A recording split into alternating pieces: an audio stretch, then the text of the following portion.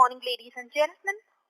Welcome to the RITES Q1 FY2024 earnings conference call hosted by Elara Securities Private Limited.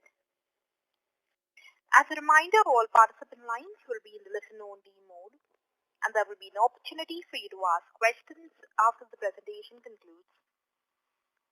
Should you need assistance during the conference call, please signal an operator by pressing star then 0 on your touchtone phone. Please note that this conference is being recorded. I now hand the conference over to Mr. Harshit Kapadia from Elara Securities Private Limited. Thank you, and over to you, sir. Thank you, Lizanne. Good morning, everyone. On behalf of Elara Securities, we welcome you all for Q1 FY24 earnings conference call of RITES Limited.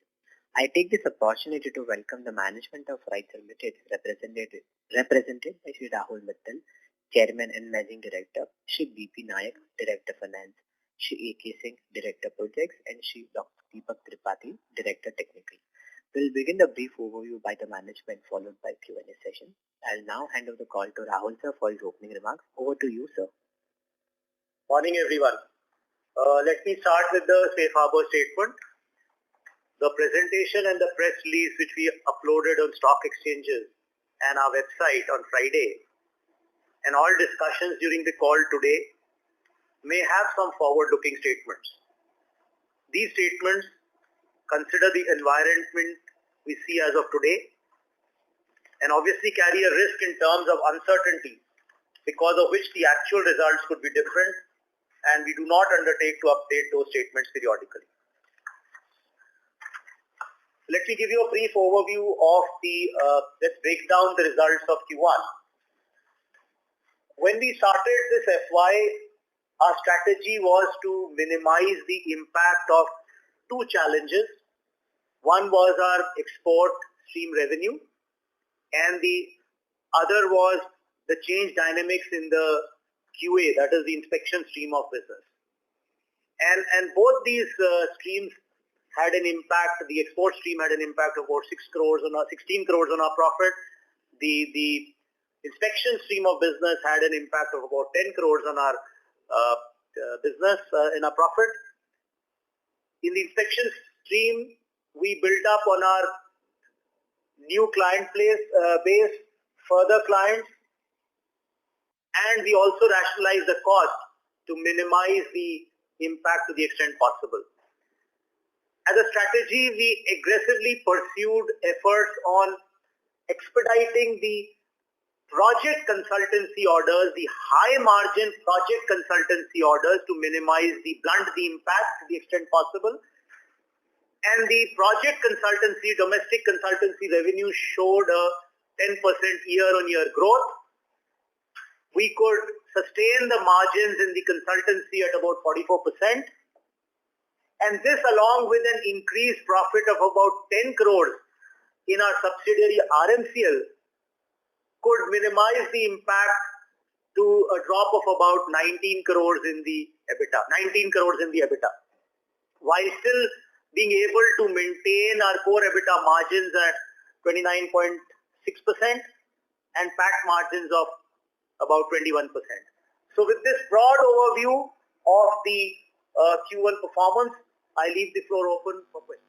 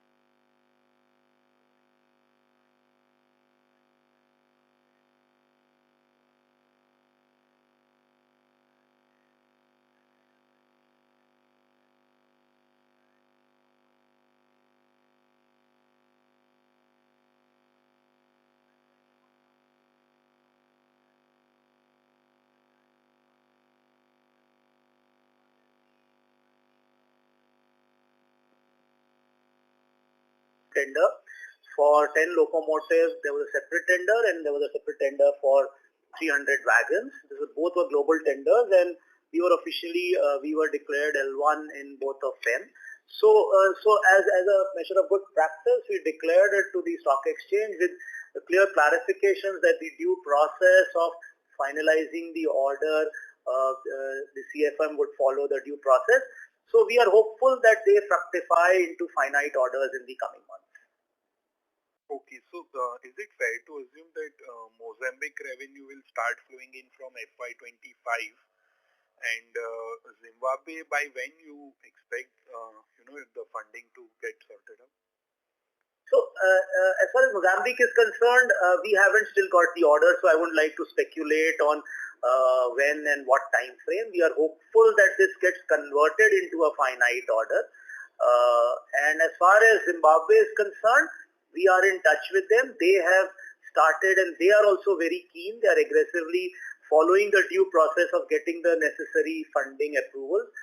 So again, it would not be fair for me to speculate on time frame, but I can only say the efforts that I've been mentioning in the past investor calls also has been to get some orders, and we see movements in the positive direction in both these areas. Okay, and one last question. So, any more orders or a bidding in pipeline for exports? Yes, we have bid across a number of continents, number of types of rolling stock, and we'll keep you apprised as they develop, as some developments happen. But this much I can assure you that we are bidding and entering into MOUs and agreements across countries, and including global tenders for different types of rolling stock, so as to minimize the impact of this stream of revenue which you've been seeing for past few quarters, which is depressing the entire overall bottom line and top line. Okay. Any rough... Sorry to interrupt, Mr. Doshi. No. Thank you, sir. The next question is in the line of Shreyansh Mehta from Equirus. Please go ahead. Yeah, thanks for the opportunity. Sir, congratulations on the export wins. Just to dwell upon the margins, will it be similar to what we've been doing in terms of the exports in FY22? You see, again, I will not like to speculate. I would not call them wins right now. They are movements in the positive direction, as I clarified in my previous question. And as far as margins are concerned in Exportech, obviously, as more and more these are becoming global tenders and competitive tenders, they will definitely not, let me put it this way, they'll be tough to maintain margins at the levels which have been earlier. Yes, but the aim will be to try and keep an overall margin as safe as possible by focusing on other streams of revenue. Like as I mentioned at the outset, my project consultancy revenue, which also has been able to maintain a margin of 44%. Got it. Sure, and sir, secondly, in terms of any guidance for FY25, if you could want to highlight something on that front. The guidance is that we'd like to retrieve lost ground, as I mentioned in the opening comments, on both my streams of revenue, and try and secure the margins to as close as possible at the trends which have been. Sure. Thank you. That's it from my side, and all the best. Thank you. The next question is in the line of Rahul Shah from Crown Capital. Please go ahead. Hi, sir. Good morning. My question was on similar lines, like based on current order books, and so what are you expecting in FY24? How will your revenues and margins shape up? So I think if you want to elaborate more, what are you working? What steps are you taking in order to ensure good growth? Thank you. As you see, our current order book as of 30th June is 5,700 crores, which is about 2,700 crores in consultancy, 2,700 crores in turnkey, only 50 crores in Exportech, 150 crores in leasing, and about 100 crores in RMCL. So the focus, one, is to be able to get some finite orders in Exportech so that they start contributing to revenue by the latter part of the FY. Two, to be able to blunt the impact of the QA stream, where the rates, the new rate which has started cutting in for the railway inspection is about 1/5 of the earlier rate, and this impacts about 60% of my QA stream of business. So to be able to garner more other clients who can, we can fill up this lost ground and continue focusing on getting more orders in the project consultancy wing and expediting the execution of the existing orders. So with that, I think and we being as a strategy, a bottom line driven company rather than a top line driven company, we would aim to recover lost ground from both these streams of revenue, which are good contributors to the bottom line, and also maintain margins to the extent possible, as I said, to the trend that has been. Like Q1, we have been still able to keep the margins in the trend, the past trend. Our EBITDA margins at 29.6% and our PAT margins at about 21%. Right, sir. Got it. Thank you and all the best. Thank you. Before we take the next question, we would like to remind participants that you may press star and want to ask a question. The next question is from the line of Viraj from Jupiter Financial. Please go ahead. Yeah, good morning, sir. Yes. My question is about your MOU with DNV. Can you throw some more light on that? Like how it's going to be benefiting us in terms of growth, in terms of profit, top line? You can give some more color on that about this MOU signed with DNV. Yes, for sure. You see, as I mentioned at the outset, we are trying to tap as many new streams of revenue in the QA business to recover the lost ground, which is quite a substantial impact. And while exploring new clients, we've also got the certification for an independent safety assessment, the ISA certification. And with that and with other trying to tap various domestic and international opportunities for QA, DNV, as you're aware, is a reputed international inspecting agency headquartered in Norway and spread across more than 100 countries, including operations in India. So we will be complementing each other's strengths and geographies to try and explore more possible opportunities in the QA business. Any quantification in terms of numbers possible right now, or it's too early? It's too premature right now. Okay, sir. Thank you and all the best. Thank you. Thank you. The next question is from the line of Venkatesh Subramaniam from Logic Tree Investment Advisors Private Limited. Please go ahead. Two questions, sir. Good morning. One is, you mentioned about project consulting business, an order book of 2,700 crores. Sorry to interrupt, Mr. Subramaniam. Sir, we are not able to hear you clearly. Yeah. Is it better now? No, sir, it's still the same. One second, sir. Is it better? I think there's a lot of echo. You can come back in the queue while we take the next question. Hello? Yes. Yeah. So my question is two-pronged. One is with respect to the project PMC business, you said you have an order book of 2,700 crores out of the overall order book of 5,700 crores. And there's a focus on export tech. So say, sir, to 12 to 18 months down the line, what percentage of your order book would you target as to be part of exports? And second thing is other streams of revenue that you think you're looking at. What would that comprise of? So you see, our core vision, our core strategy is that we are a niche consultancy company, and we have been aiming that our consultancy revenue is always aimed to be above 50%. And I must say that this is the first quarter after many quarters where the contribution of the consultancy stream of revenue to our total revenue was 53%. So this is in line with our direction and vision moving forward. And we would see that this trend continues. We grow on this trend. The export, as I have mentioned, contribution has been decreasing over the last quarters because there were no fresh orders. We were executing the old orders.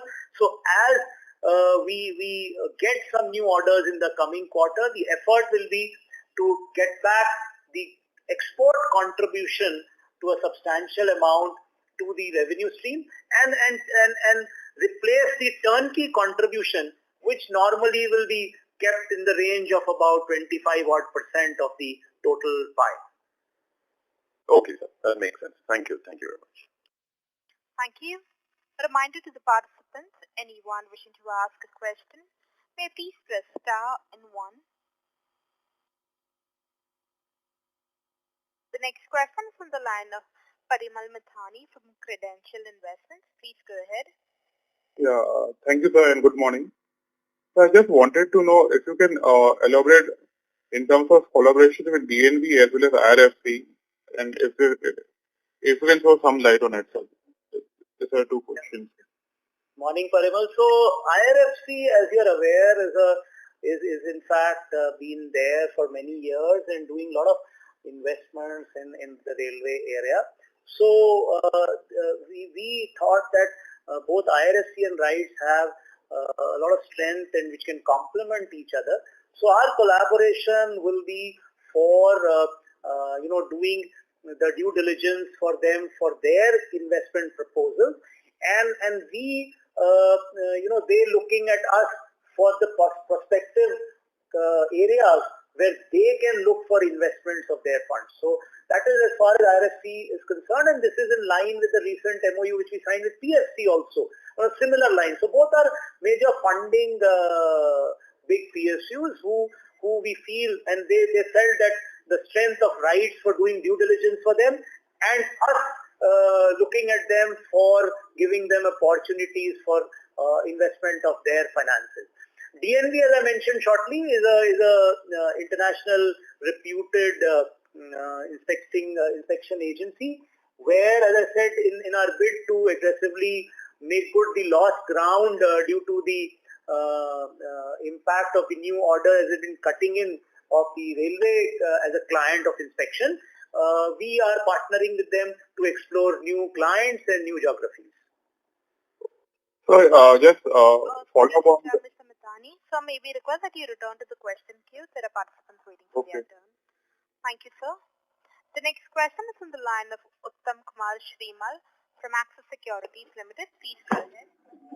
Yeah, good morning, sir. Thanks for the opportunity. Sir, currently we have a turnkey order book of around 2695. So, what is the timeline for execution of these turnkey projects? You see, each project varies, but on an average, our experience shows that turnkey projects normally their execution on an average. Some could be quicker, maybe about 2 years, or some could be about 3.5 years. But on an average, the average turnkey projects takes about 3 years to be executed. Okay, okay. And sir, any guidance for REMC revenue? May we request that you return to the question queue? Yeah, okay, ma'am. Okay, thanks a lot. Thank you, sir. The next question is on the line of Shreyansh Mehta from Equirus. Please go ahead. Yeah. So, sir, just wanted to understand, once these export orders translate into firm orders, what would be the timeline for completion of those projects? Would it be 2.5 years? So you see, in general, the different types of export of rolling stock take different time frames. There are locomotives, there are DMUs, there are coaches, and there are wagons. By nature, wagons take the least amount of time, and the maximum amount of time is normally taken by a locomotive and sometimes by a DMU, because a DMU consists of 8 to 10 coaches together, and the whole consist has to be exported. So the time frame could vary anything from about starting from wagons for about 9 to 12 months to about 2 to 2.5 years on the extreme side for the higher end rolling stock. Got it. And sir, if you could help us with the net cash status. May we request that you return to the question? Sure. Thank you, sir. We'll move on to the next question. That is from the line of Viraj from Jupiter Financial. Please go ahead. Yeah, thank you for the opportunity again.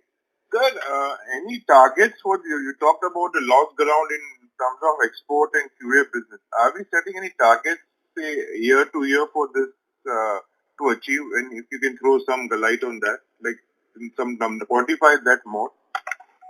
So if you see the contribution of export and QA business for the last two FYs, that is 21-22 and 22-23, where post-COVID, this will give you an idea of the QA average stream of business, what was the revenue, and that is what we'd like to come back to. So the QA business has been always giving a revenue of 300 crores plus normally, and the export stream of revenue, if you even out, it has given at some quarters, but if the export happens on a particular quarter and then the revenue gets booked. So again, the aim is that going forward, the consultancy should contribute to the overall revenue pie of at least above 50%, and turnkey, as the export revenue grows up, the turnkey should be limited to about 25%. So that's the overall target, and that is how moving forward we would like the export business to develop. Any number on export target, sir? Mr. Viraj, sir, may we request that you return to the question queue? Thank you, sir. A reminder to the participants, anyone wishing to ask a question, may please press star and 1. The next question is on the line of Venkatesh Subramanian from Logic Tree Investment Advisors. Please go ahead. My question was on DNV. Since you said they have a huge presence and we want to explore working with them across geographies, which means that if there are other infrastructure sectors in the country, other projects that require certification, safety, quality, etc., RITES would be keen to collaborate on that front as well. Yes, we are doing inspection across verticals, across projects. So yes, that's the, as I mentioned, that the railway inspection business accounts for roughly about, which has got impacted by this new order, is about 60% of my total QA pie. So we would like to grow the other portion, the other clients, that base to grow across possible clients, both domestic and international, so that, as I said, we recover lost ground, which the current rates are about 1/5 of the earlier rates for the railway inspection.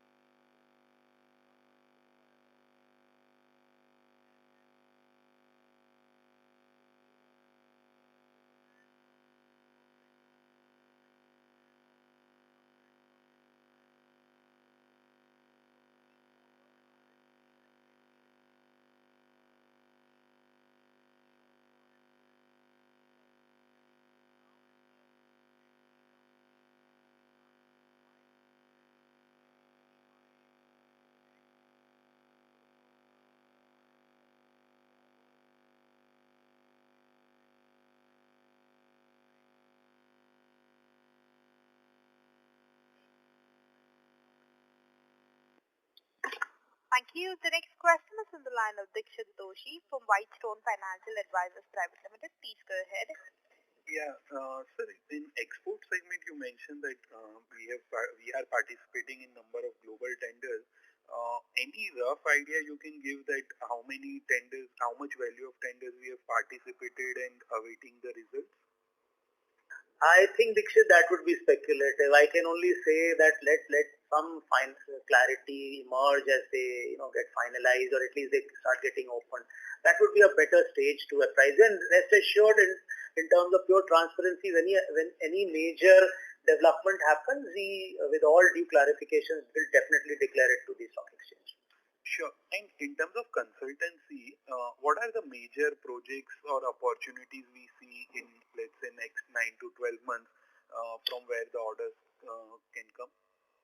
You see, in consultancy, as I mentioned, we have reaffirmed our core strength in that and built up on a strong base. This quarter itself, we got about 70 orders totaling to more than 300 crores. Out of that 70, about 60 plus were consultancy. And the consultancy, in fact, contribution has been 53% of my total revenue. The kind of orders which we have got, just to give you a few examples, we got the Hyderabad Airport Line Metro consultancy. We've got the orders recently for the DPR for the Chandigarh Metro and expansion of the Gurgaon Metro. We have got a city mobility plan for the Kolkata city. We have got ropeways order for number of ropeways, their feasibility for about 10 crores. We have got the orders from 4 different semi-high speed survey orders from railways totaling to about 34 crores. We've got sustainability orders covering Swachh Bharat Mission 2.0 from Mahua, as well as in clean air pollution, as well as in solid waste management.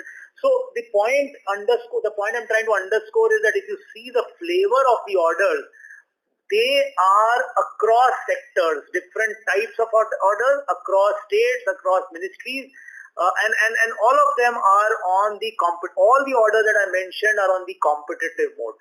So moving forward, we are confident that we will be able to maintain this trend and leverage our strength and tap in on the high capex allocation during this budget across sectors. Okay, thank you. That's it. Thank you. A reminder to the participants, anyone wishing to ask a question, may please press star and 1. The next question is from the line of Shreyansh Mehta from Equirus. Please go ahead. Thanks for the opportunity. Sir, as far as consultancy is concerned, can station redevelopment be a big opportunity for us? And secondly, what's the status of our investments in ISRDC? So, as to answer your second question first, IRSTC, we had a share of 24%, and then all due processes are being followed in its closure, and we don't expect to have any hit. We don't expect to take any hit from that. All due diligence has been done, and it is following its timely due process in its closure. As far as opportunity in station development is concerned, in the last few months, we are doing we got an order for the Kolam station development in a turnkey mode. We are doing the Ayodhya station and the Varanasi station, 2 iconic projects which we are doing. And parallelly, we are doing the consultancy, PMC for various stations. We've made a foray in that, and we've got the consultancy order for the Somnath station.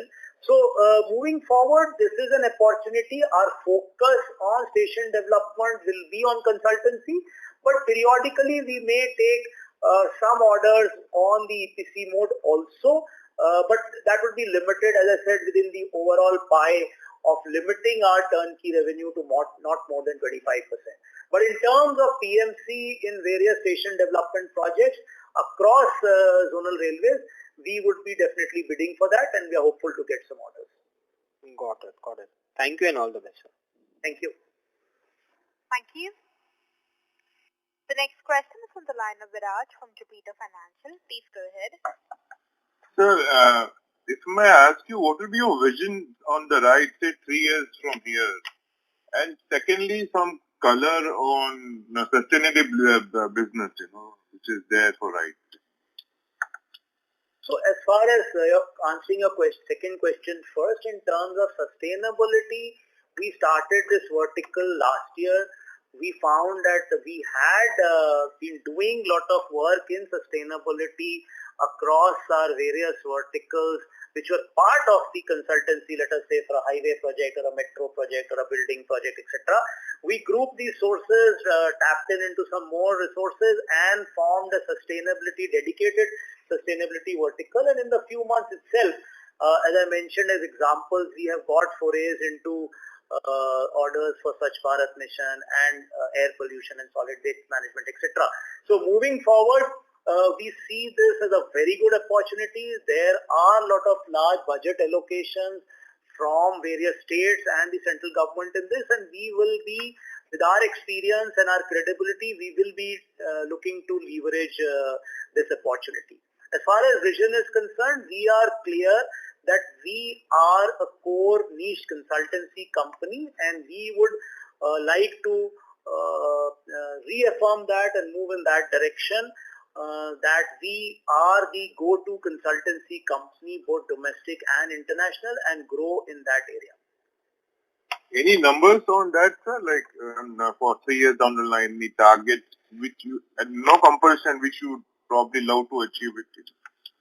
I wouldn't like to speculate on numbers, but I think the aim would be to have a healthy growth we are a bottom line driven company. We would like to grow on a good, healthy manner in the bottom line, and as well, in spite of the changed ecosystem where a number of policies have changed, wherein most of the opportunities now are on competitive bidding. We are geared up for that. So while the margins would be under stress, but to the extent possible to secure and maintain the margins while giving out to our investors the trend of investor shareholder value which we've been maintaining in the last few quarters.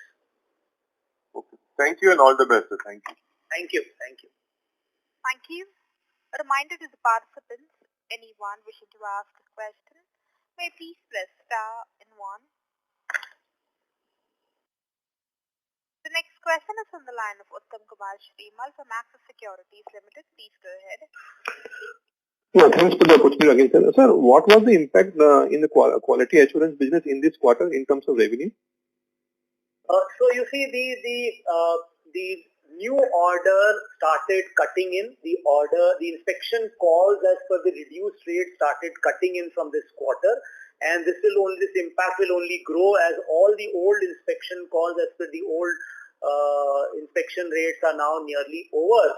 This quarter itself, the quarter-on-quarter, if you compare Y-on-Y, the impact on the revenue has been 15 crores and the impact on the profit has been about 10 crores. So while parallelly as this the new rates were cutting in, we parallelly took action to build up on the other client base as well as rationalize some costs so that the impact could be blunted to the extent possible. Okay, sir. Thanks a lot and all the best.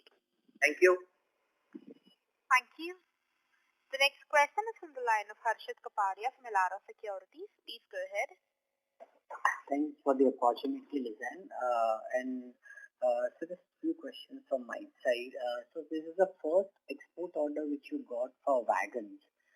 So just wanted to understand, since we are not going to manufacture these wagons, or probably we have a subsidiary called as RITES JV, would they be manufacturing wagons or it would be given to a PSU or a private company?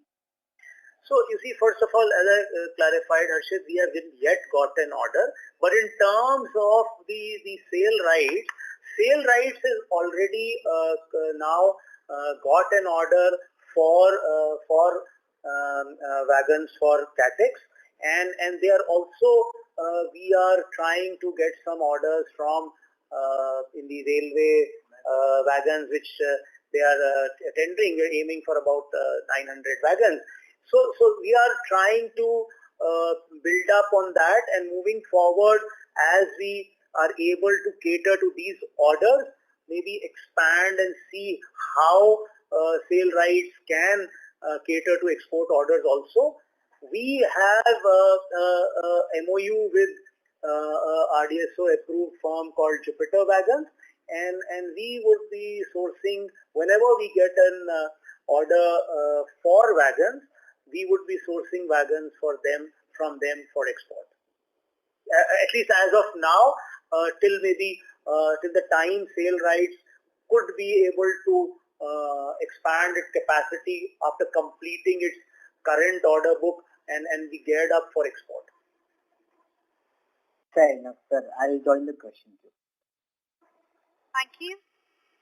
A reminder to the participants, anyone wishing to ask a question, may please press star and 1.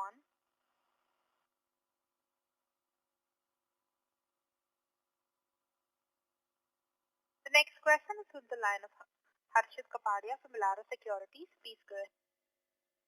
Yeah. So just another question.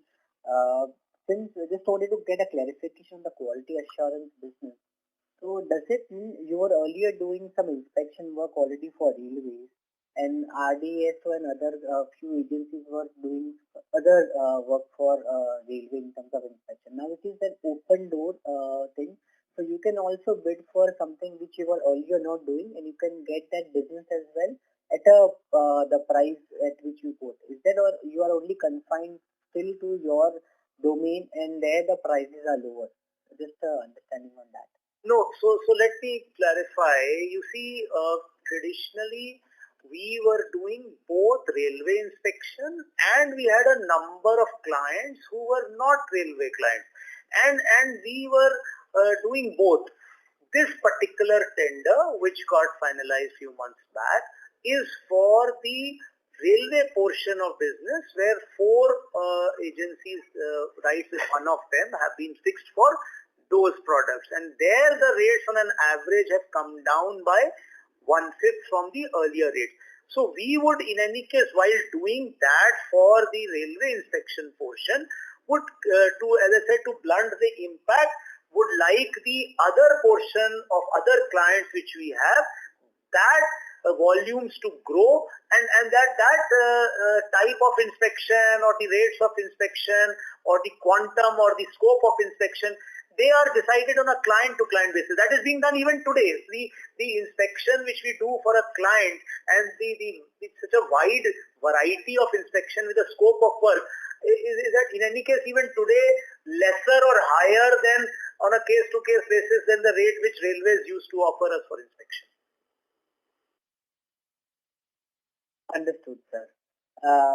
Just another question on how do you look at the domestic consultancy business pipeline in present time, sir? If you can highlight some projects which you are working on, some large projects, that would be great, sir.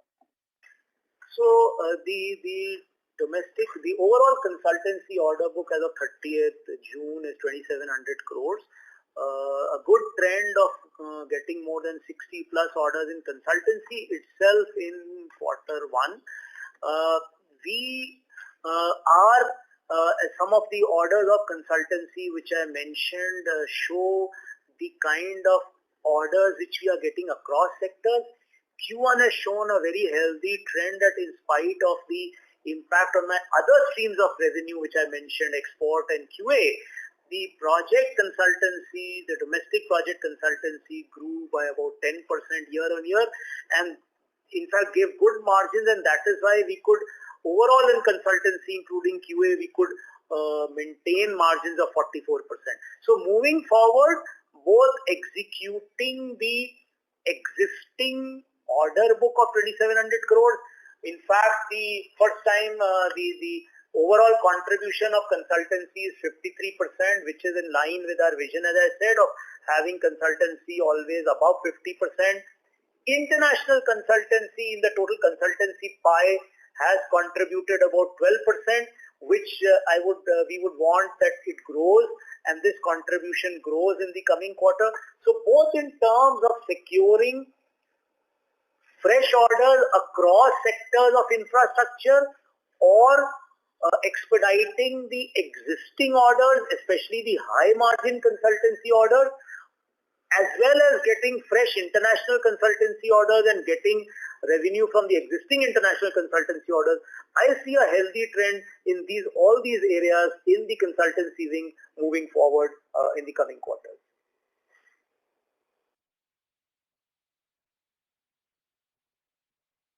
Thank you.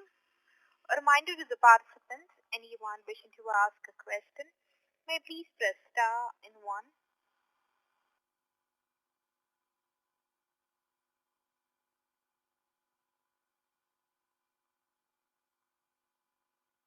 As there are no further questions, I now hand the conference over to Mr. Harshit Kapadia for his closing comments.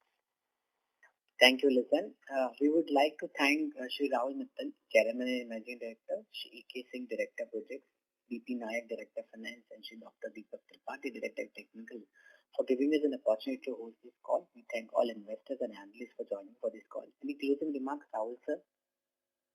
Yes, thank you, Harshit. So, as I said at the outset, our strategy moving forward will be in line with the strategy at the beginning of this FY, which saw the movement in the right direction, blunting the impact of the change scenario to the extent possible and building up on our core strength.